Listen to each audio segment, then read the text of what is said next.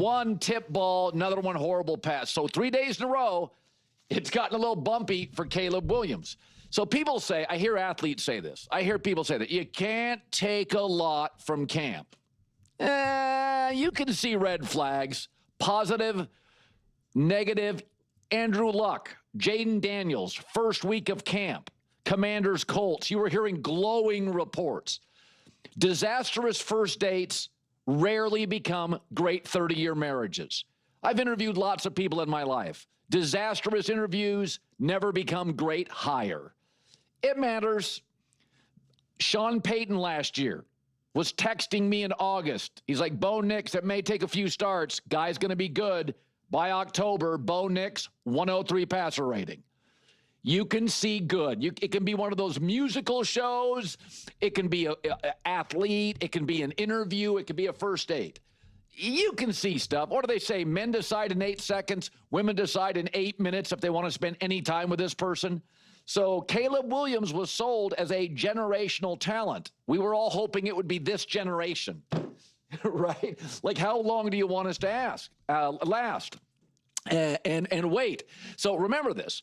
Ben Johnson's first year with Jared Goff. Let's go back to that. Remember that Lions team 2022 was not the roster it is now. The O-line wasn't quite set. Jared Goff, first year with Ben Johnson, now the Bears coach. Led the NFL, 29 touchdowns, 7 picks, 7th in passer rating, 6th in passing yards. And again, that Lions team isn't the one now. Okay. And Jared Goff had been in the NFL for years and had literally already gone to a Super Bowl. He had been in the playoffs. He faced Tom Brady and Bill Belichick in a Super Bowl. So it's safe to say that Jared Goff was a little bit more experienced. Guys, sometimes things take time, okay? I agree that Caleb Williams needs to show progress and growth and and legitimate success this year with Ben Johnson. I'm not saying, it could just be a bad year and we'll just say, well, it was his first year with Ben Johnson and then we can just explain away. That's not what I'm saying. But I am giving the runway for Caleb to struggle, to fail, so he can learn and grow and get better. He did not have that last year. And I think it was either Colin or John Middlecoff said this, that he did not have this in college either. That he did not have this support in college either. And hard coaching. That was really like, I need to work on your mechanics. There's real things that we really need to work on, grow, and evolve. But he especially did not have this last season with the Chicago Bears, which is why I repeatedly said this year is essentially his rookie year. And so I'm okay with some struggles. I'm okay with that. But it's just kind of funny because I don't recall anyone ever talking about this last offseason during camp. I don't remember anyone saying, I hear Caleb's just not getting the plays right. I hear Caleb's struggling with the deep ball. I hear Caleb's throwing interceptions. I don't remember anyone saying that throughout the last offseason. And now all of a sudden, it's just like Caleb just doesn't know how to play football. No one else finds that a little weird. I know I do. People struggle. People throw interceptions. People mess up. It's the first few days of camp. I would expect this.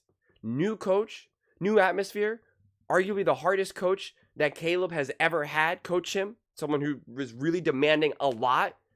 It's overload for him right now. I'm expecting some struggles, and that's okay.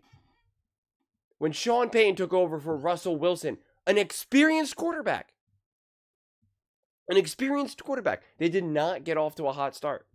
And I specifically remember Colin defending him. And then when they went on a run, when they started to when Russ started to look a little bit more grounded and him and Sean started to have success, I remember Colin saying, see guys, I told you this was going to work. It takes time. It takes a month or so. New coach, has to install his system, blah, blah, blah, blah, blah. And now we're expecting Caleb Williams just to be great and special in the first couple of days of camp? After having like a complete mess of a year last year, where if anything, he probably picked up bad behaviors, things that he has to unlearn. And we can't compare it to Jared Goff. I use Jared Goff as an example as to when you have a bad coach, good coach, bad coach, good coach. And you can see him be not so good, great. Not so good, great. And that's totally fair. It highlights the importance of coaching. Undeniably. But it takes a second. It takes a second. Jared Goff is also a different style quarterback. What makes Jared Goff special is not what makes Caleb Williams special.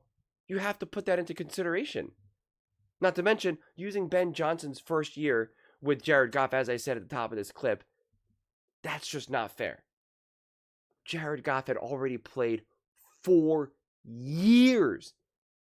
He already got a big contract. He was in the process of playing for another big contract. So it's just not fair. Look at Jared Goff's stats in his first year under Sean McVay. So year 2. Okay. First off, let's just look at, we can go through the first few weeks, okay? And we can even see his totals. 28 touchdowns, 7 interceptions, 3,804 yards, and a 62.1 completion percentage. And his regular season stats. Here, I did it this way. It's a little bit more clear. 62.1 completion percentage, 3,804 yards, 8 yards per attempt, 28 touchdowns, 7 interceptions, 100 rating, and 15 games played. 296 completions. And of course, now that was one season where he played 15, and then you can see 2018, 2019. You can see that he got better. But even in 2019,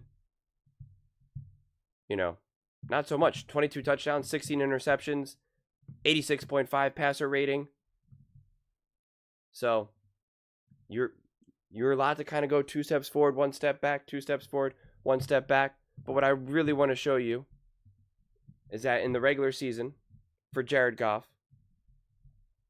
play the Colts, not too hot, 46-9, pretty straightforward, easy game. 1 touchdown, 1 interception. Pretty clean first game of the season for him. Then the next game, not so much. 14 for 24, 219 yards, 58.3 completion percentage, 1 touchdown, 1 interception, 85.2 passer rating. It's like, okay, not the cleanest game. Then against San Francisco 49ers, pretty good game. 22 for 28, 292 yards, 78.6 completion percentage, 3 touchdowns, etc. 145.8 passer rating. Then the next game, kind of an interesting game. 21 for 36, 255 yards, 58.3 completion percentage, 2 touchdowns, a 98.7 passer rating. Again, nothing crazy, pretty good. I mean, it's football here. Then the next game, not so good. 48.9 passer rating, 0 touchdowns, 2 interceptions, 22 for 47, 46.8% completion percentage. Then the following game after that, 1 touchdown, 0 touchdowns, 86.2 passer rating, 52.4% completion percentage, 124 passing yards, 11 for 21. Then the game after that, 22 for 37, 59.5 completion percentage, 1 touchdown, 1 interception, 75.8 pass rating. I'm not going to go through every single one of these games. I'm just trying to highlight that it wasn't like, oh, he had Sean McVay. Now he's immediately great. And now every single game is just better than the previous. No, of course not. It was clearly kind of sometimes good, sometimes not. Sometimes, wow, that's really impressive. Sometimes, oh gosh, that was not so good at all. That's how it works, man. That's how it works. It's okay. It's okay. So, I mean, it's just not fair to demand perfection or even greatness from Caleb Williams in year 2. Especially coming from what he came from with the Chicago Bears in year 1. So, we don't have to jump on this right now. It's something to see. It's something to file away and say, okay, that's interesting. But Bill Belichick said this. He said, like, oh, Caleb Williams looks great, but, like, clearly has a lot of work to do. That's what he said. A lot of people got upset that he said that. And the one time he was like, I think I talked about this recently where he like said, oh, Caleb moved out of the pocket. He made a great play, but he moved out of the pocket. He left the pocket, and Bill was like, you need to do that. Like, I don't care how nice of a play it was. It was really not the right way to go about it. And that was, that was true. And again, a lot of people were upset about him saying that. He had a whole year of not fixing those types of things. That's what I mean when I say I start the clock this year. I start the clock with you when I feel as though that you actually have competence. It's like if you went to med school and in 4 years you graduate, but, so typically that's what it is. But in year 1, all your teachers were a bunch of scam artists who knew nothing about medicine. In year 2, I'm just going to treat you like you're a year 2 med student? Or am I going to be like, you were taught a lot of weird stuff that was just 100% wrong. All those people are fired. Some of them are going to jail.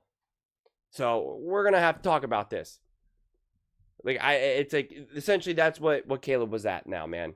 He got sent to a job. He was trained wrong, or just had no training at all. No one was there to even watch film with him. They didn't give him goals, or they didn't give him objectives. They didn't give him things to work on. Ben Johnson's given him a ton. He gave him a whole group of things that he wanted to work on his footwork, on him to, study the playbook, 45 minutes every single day. Like, this is like during the summer and whatnot. And now I love what I'm hearing out of camp, actually. Like, he's demanding from everyone here. He's demanding that everyone brings it. That it's all about the details. All about the details. And so you're going to have these things. So this is just part of the process. This is absolutely just part of the process. But I don't think it's entirely fair to use Jared Goff's first season under Ben Johnson, in 2022, when the dude had already been in the league for 6 years, right? He already had been coached by Sean McVay for years.